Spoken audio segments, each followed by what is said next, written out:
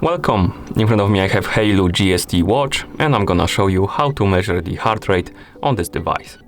Before we start, a quick disclaimer: if you want to get the most accurate results of your heart rate measurements, make sure to put your watch on your wrist, secure it tightly so it doesn't move around, and while you're measuring, try to not move too much, basically.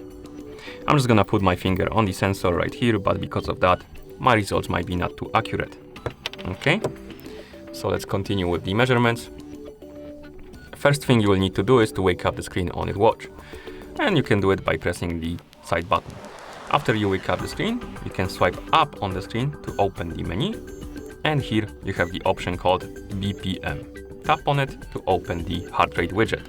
And now the watch should start measuring your heart rate automatically. As you can see, it is. And this number will jump around because the watch is measuring the heart rate in real time. So as you can see, it's gonna go up and down and it's gonna jump around. But once it stabilizes, that should be your current heart rate.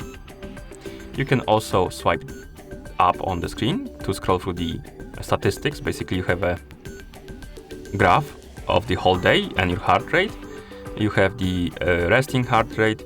You have the heart rate zone. You have the heart rate zone, even more stats for it. And that's about it. Basically, you can go through all of these statistics by swiping up and down on the screen. And once you're done measuring your heart rate, you can simply press the side button to go back, like this. And that's how you measure the heart rate on this device. Thank you for watching.